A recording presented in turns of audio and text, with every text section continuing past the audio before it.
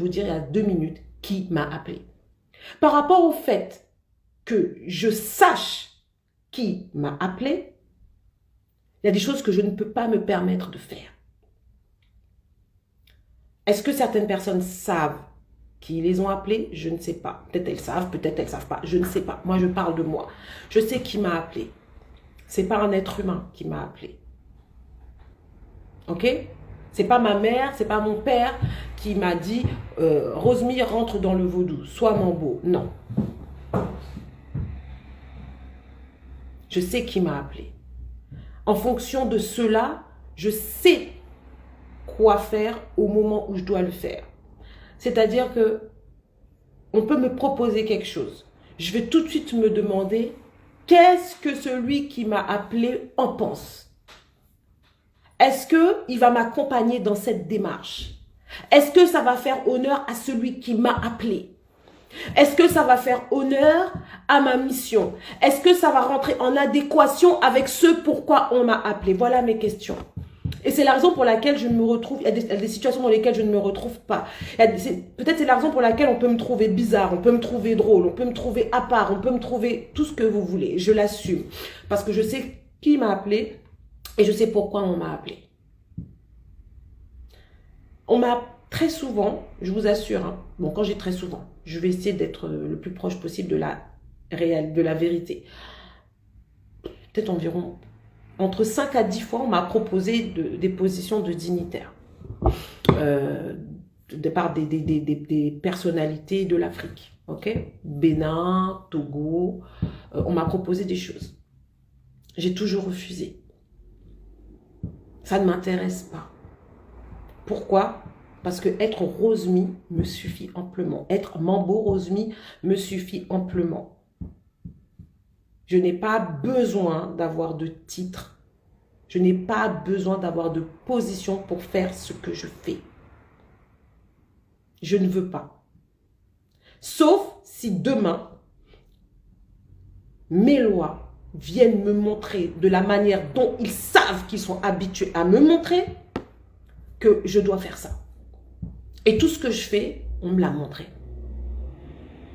Parce que, comme on dit en créole, la ria piégé, déo a piégé, déo pardon du tout. Donc, je ne peux pas me permettre de sortir si je sais que je ne suis pas accompagnée à 100%. Quand je fais quelque chose, je sais que les lois, mes lois, mon loi m'envoient faire quelque chose, je n'ai pas peur d'y aller parce que je sais qu'il est avec moi. Il m'a même devancé dans ce que je dois faire. Ça veut dire qu'il va aplanir les sentiers, il va ouvrir les portes, fermer celles qui doivent être fermées. Ça, c'est moi. Donc, il y a des situations dans lesquelles je ne peux pas me trouver. Après, je sais que chacun a sa mission. Tout le monde n'est pas appelé à faire la même chose. Mais il faut savoir pourquoi on les fait, quel est le but de certaines choses. Alors oui, c'est vrai que il est bon de se rapprocher de nos frères du continent. Il est bon, mais pas dans n'importe quelle manière. Pas dans n'importe quelle circonstance et pas de n'importe quelle manière. Il faut savoir ce que l'on fait. Moi, quand je fais quelque chose, j'analyse. Aujourd'hui, je peux dire d'expérience, j'analyse 4, 5, 6 fois, 10 fois avant de faire quelque chose. Je l'analyse. La libation. Oui, quand on s'intéresse à la spiritualité ancestrale, lorsqu'on revient aux sources, l'un des premiers actes que l'on pose, c'est de faire des libations, parce que c'est ce que nos ancêtres faisaient. Mais est-ce que mystiquement, on sait ce que c'est qu'une libation? Est-ce que mystiquement, on sait ce que c'est une libation? Moi, je fais une libation pour saluer, pour donner de mon énergie aux entités qui sont présentes à l'endroit où je fais la libation.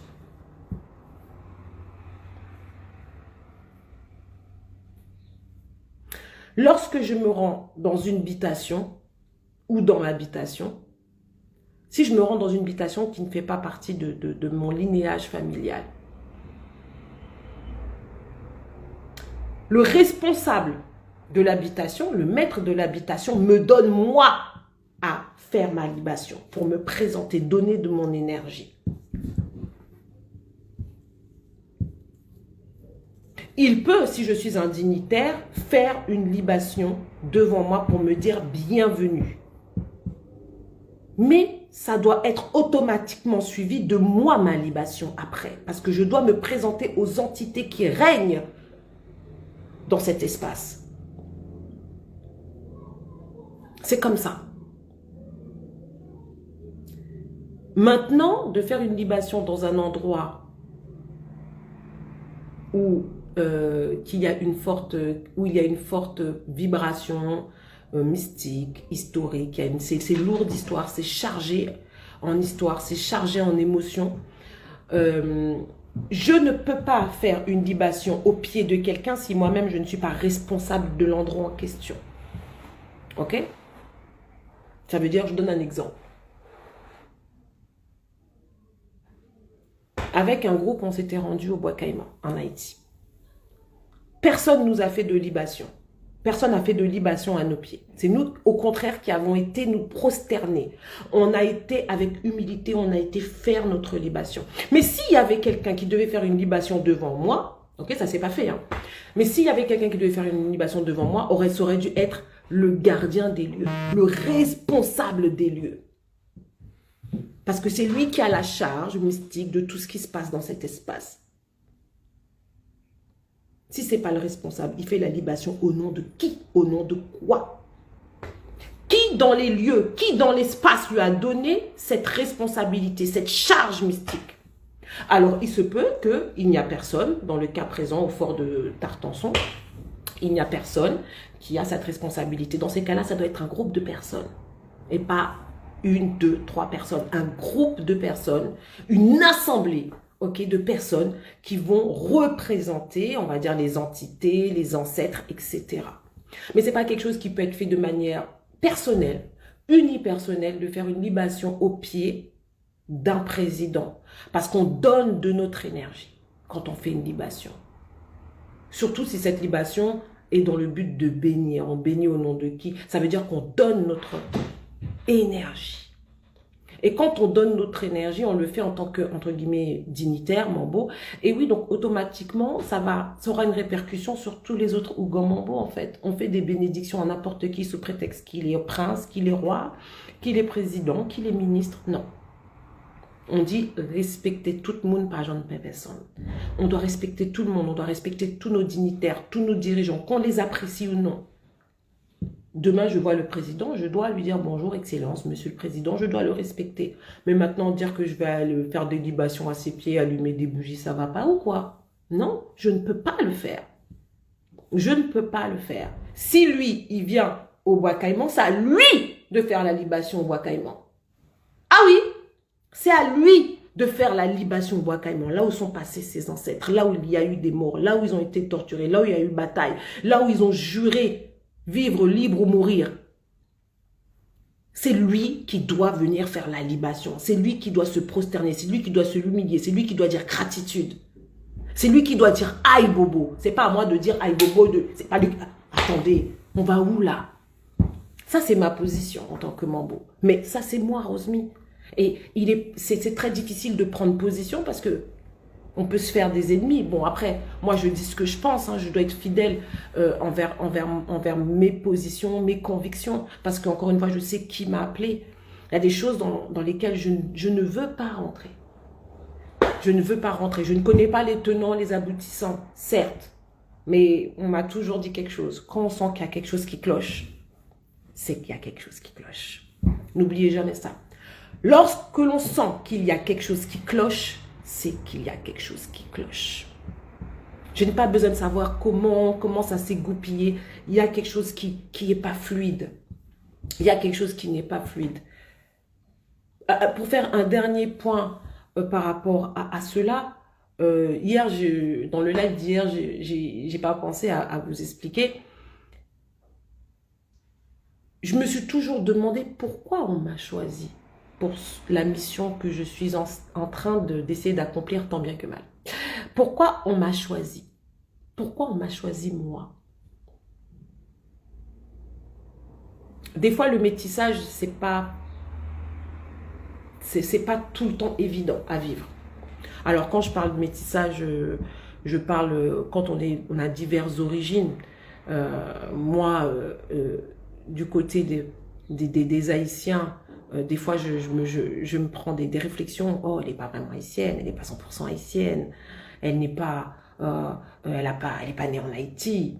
C'est comme si que le fait d'être haïtien te rend plus sensible aux lois, aux énergies. Le fait d'être 100% haïtien fait de toi quelqu'un qui a une meilleure connexion avec les lois. Des fois aussi, du côté des Antillais, oh mais elle a du sang haïtien.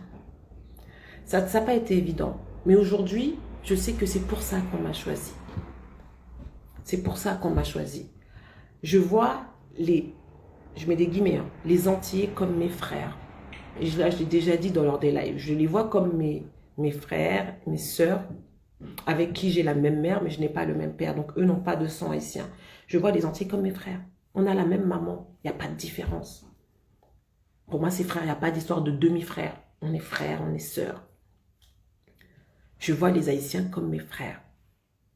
Et pour moi aussi, il n'y a pas de différence. C'est pour ça qu'on m'a choisi. Je ne fais aucune discrimination envers les Martiniquais, les Guadeloupéens, les Guyanais. Et je fais encore moins de discrimination avec les Haïtiens. Je ne pourrais pas trahir les Haïtiens. Je pourrais encore moins trahir les Martiniquais. J'appuie sur le terme trahir. Je ne pourrais encore moins trahir les Martiniquais. Et je ne pourrais pas trahir les Haïtiens. Et je ne pourrais encore moins trahir les Martiniquais. Ma mère est née au Marin. Elle a grandi entre Rivière-Pilote et Ducos. Mon père est né à Port-au-Prince. D'un père qui est né, lui, à Léogane. Et d'une mère qui est née à Latibonite. Donc la famille Millien vient de Léogane. La famille Charles vient de Latibonite. Ça, c'est mon héritage paternel. Ça veut dire que les gens qui sentent que je ne suis pas trop haïtienne, comment on dit, qui m'aime avec yo. Moi, c'est petit au goût ferraille, ça ouais yo café moi. Qui m'aime, moi. Parce que quand le loi est venu me chercher, il n'a pas regardé de quelle ville était originaire ma mère. Il n'a pas regardé, ma mère, elle a combien de sang de blanc, combien de sang africain, combien de sang indien, combien de sang espagnol. Il n'a pas regardé ça. Il n'a pas regardé mon père, est-ce qu'il était né à Port-au-Prince, est-ce qu'il est né en Déo, est-ce qu'il est né à la frontière dominicaine. Il n'a pas regardé ça. Et c'est là où je dis grâce.